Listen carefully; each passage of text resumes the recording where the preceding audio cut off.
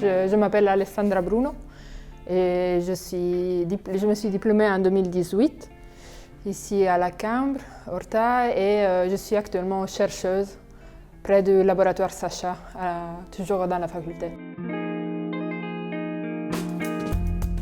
La grande question. Je n'étais pas sûre, 100%. J'avais envie de faire quelque chose entre le pratique et le théorique. J'avais la passion pour l'histoire de l'art, mais entre-temps j'adorais dessiner. Donc c'est un peu un mélange de ces deux envies qui m'ont dirigée vers l'architecture, un peu aléatoire du coup. Il y a deux projets d'urbanisme en anglais qu'on a suivis ici à la faculté, qui m'ont permis d'explorer l'architecture et l'urbanisme un peu dans différentes manières. Donc c'est plutôt atelier de projet et un cours d'économie, plutôt par rapport aux matériaux, qu'on a suivi pendant la dernière année du master.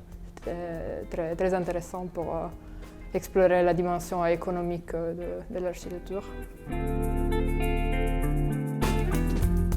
Juste après, j'avais envie de continuer à faire de la recherche autour de mon sujet de mémoire. Du coup, j'ai essayé de rentrer en proposition pour un appel à projet. Et finalement, j'ai commencé, à travers ma promotrice, j'ai commencé un projet de recherche 6 mois après mon diplôme, qui ne portait pas sur le sujet de mon mémoire. Mais c'est ma promotrice qui m'a proposé de continuer le travail de recherche. Donc c'était un peu inattendu. Je pensais faire toute autre chose, aller travailler dans un café. Et finalement, j'ai commencé la recherche. Maintenant, j'explore comment la pédagogie architecturale évolue et surtout au profit de l'apprentissage pratique.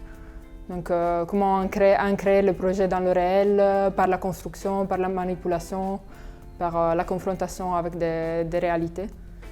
Donc voilà, c'est intéressant de revenir sur la pédagogie et avoir la possibilité de remettre en question comment on a appris les choses.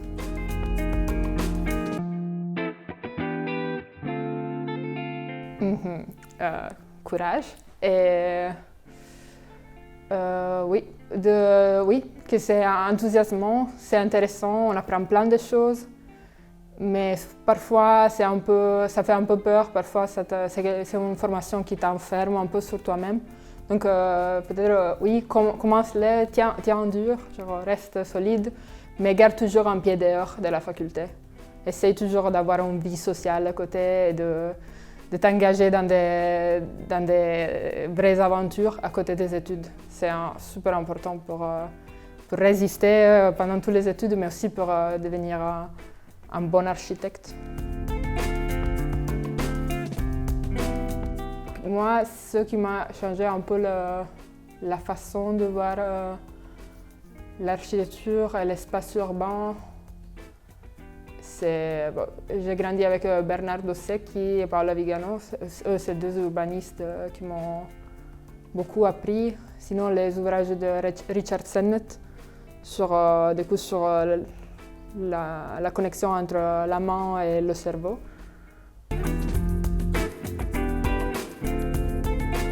Joyeux anniversaire avant tout.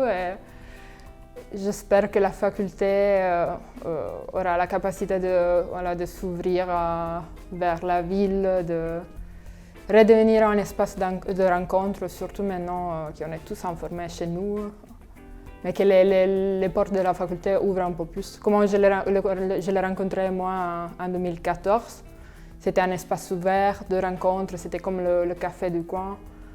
Et au fur et à mesure, c'est un peu renfermé sur soi-même, mais j'espère qu'elle se réouvrira. Elle vise à devenir à nouveau un espace, une deuxième maison pour les étudiants. Que les étudiants ne viennent pas seulement ici pour faire des charrettes, mais pour s'amuser, pour partager, pour grandir. Ouais, c'est mon plus grand souhait pour la faculté.